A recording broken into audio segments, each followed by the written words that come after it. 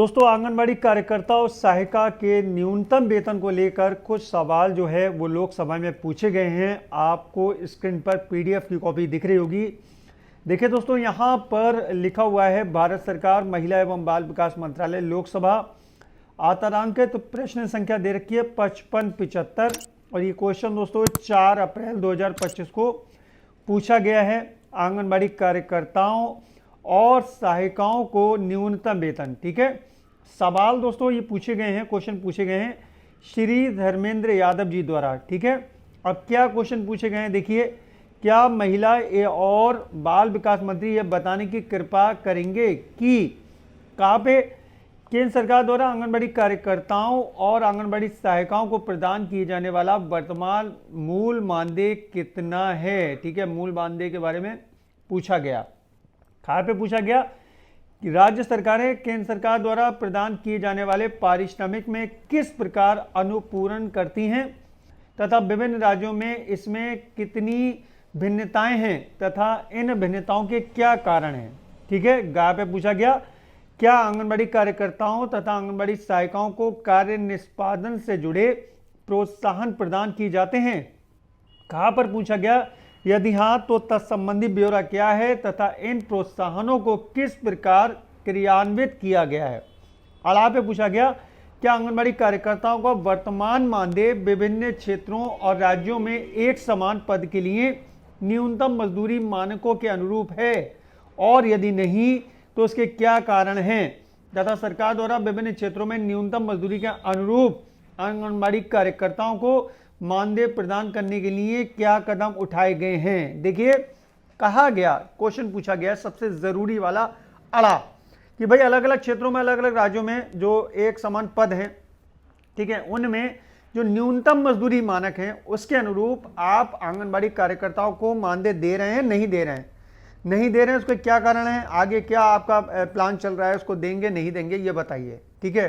तो ये बहुत इंपॉर्टेंट क्वेश्चन जो है वो धर्मेंद्र यादव जी द्वारा पूछे गए हैं। अब देखिए इनका उत्तर दिया है महिला एवं बाल विकास राज्य मंत्री श्रीमती सावित्री ठाकुर द्वारा, ठीक है। क्या क्वेश्चन का से चा तक सभी का एक साथ आंसर दिया गया है। क्या आंसर दिया गया है, वही पुरानी बातें, मिशन सक्षम आंगनबाड़ी और पोषण 2.0 एक केंद्रीय प्रायोजित योजना है, ठीक है। अब ये केंद्रीय प्रायोजित योजना है, केंद्र सरकार नीति और योजना के लिए जिम्मेदार है और राज्य सरकारें दिन प्रतिदिन के कार्यक्रम कार्यान्वयन के लिए जिम्मेदार हैं। आंगनबाड़ी कार्यकर्त्री और सहायिकाएं स्थानीय समुदाय की मानद कार्यकर्त्रियां हैं, ठीक है, मानद कार्यकर्त्रियां हैं जो समुदाय की सहायता के लिए बाल देखभाल और विकास के क्षेत्र में अपनी सेवाएं देने हेतु स्वेच्छा से आगे आती हैं, स्वेच्छा से, अपनी इच्छा से आगे आती हैं, जिसके लिए उन्हें मानदेय का भुगतान किया जाता है। भारत सरकार समय समय पर आंगनबाड़ी कार्यकर्त्रियों और सहायिकाओं के मानदेय में वृद्धि करती है। भारत सरकार ने 1 अक्टूबर 2018 से निर्धारित लागत साझाकरण अनुपात के अनुसार मुख्य आंगनबाड़ी केंद्रों पर आंगनबाड़ी कार्यकर्तियों को मानदेय 3000 से बढ़ाकर 4500 किया था। 2018 की बात हो रही है दोस्तों, और अब चल रही है 2025, यानी कि 7 साल हो गए, ठीक है। मानदेय बढ़ोतरी को 7 साल हो गए। अब 7 साल में महंगाई कहां से कहां पहुंच गई, जरा आप लोग भी बताइएगा, ठीक है। लघु आंगनबाड़ी केंद्रों पर 2250 से बढ़ाकर 3500 कर दिया गया था और सहायिकाओं का 1500 से बढ़ाकर 2250 किया गया था। ये दोस्तों बात हो रही है अक्टूबर 2018 में की गया था, ठीक है। उसके बाद अभी तक कोई मानदेय बढ़ोतरी जो है केंद्र सरकार की तरफ से नहीं की गई। इसके अतिरिक्त आंगनबाड़ी सहायिकाओं के लिए 250 रुपये तथा आंगनबाड़ी कार्यकर्तियों के लिए 500 रुपये प्रतिमाह का कार्य निष्पादन आदेश प्रोत्साहन शुरू किया गया, उसके बारे में बता रखा है, ठीक है। उसका विवरण उन्होंने नीचे की तरफ दे रखा है। मिशन 2.0 के तहत कुशल निगरानी और सेवा वितरण के लिए आंगनबाड़ी कार्यकर्तियों को स्मार्टफोन देकर स्मार्ट बनाने की बात कही गई है। यहाँ पर पोषण ट्रैकर ऐप के द्वारा सभी गतिविधियों पर निगरानी रखी जा रही है, उसके बारे में बता रखा है।